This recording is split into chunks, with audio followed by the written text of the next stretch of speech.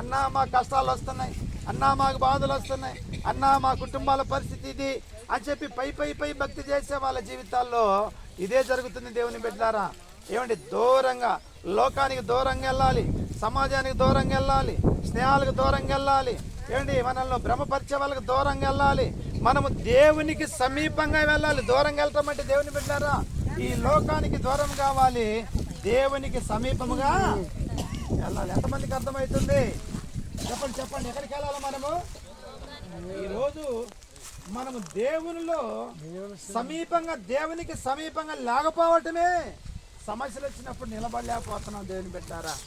కారణం ఏంటంటే ఏదో చేస్తున్నామంటే చేస్తున్నాం, వస్తున్నామంటే వస్తున్నాం, ఏదో జరిగిపోతుంది. కార్యాలు చేసినప్పుడేమో ఎగిరిపడుతున్నాము, ఏదైనా సమస్య వచ్చినప్పుడేమో రింగిపోతున్నాం. ఏం చేసింది మాకు దేవుడే ఉంటే మాకు ఎందుకు వస్తాయి?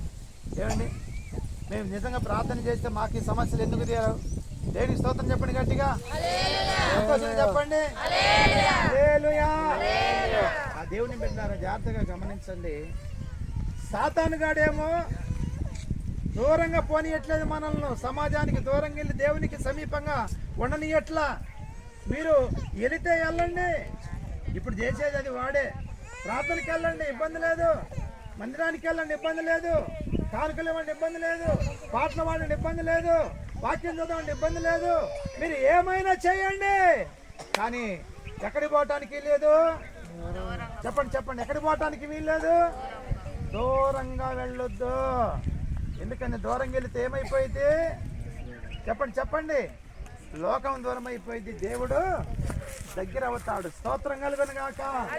ఇప్పుడు అనేక సంఘాలలో జరిగేది అదే. దేవుని పెట్టారా?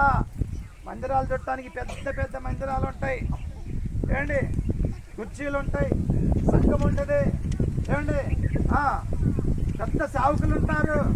కానీ అక్కడ ఏముండదు చెప్పండి? దేవునితో కూడిన సహవాసం సన్నిధి ఉండదు సంఘాల్లో. స్తోత్రం కలుగును గాక. నామకార్థం భక్తి, నా మాట నిండిపోతనే కానీ రావట్లేదా? దేవుని స్తోత్రం కలుగును గాక. నా మాటలు అక్కడ చివరి వరకు తాకును గాక. నేను కూడా గట్టిగా అరుస్తా. హల్లెలూయా. దేవుని పెట్టారు, గమనించండి. మీరు దూరంగా వెళ్ళొద్దు, వెళ్ళండి, కానీ దూరంగా వెళ్ళొద్దు. నాకు దగ్గరగా ఉండి మీరు భక్తి చేసుకోమంటాడండి పరో. కాబట్టి లోక సంబంధమైన ఆశలు, కోరికలు ఏంటంటే దేవుని దగ్గరికి సమీపంగా వెళ్లకుండా అనేకమైన బంధకాలు కుటుంబాలను, బిడ్డలను బంధించి దేవునికి దూరం చేస్తున్నాయి.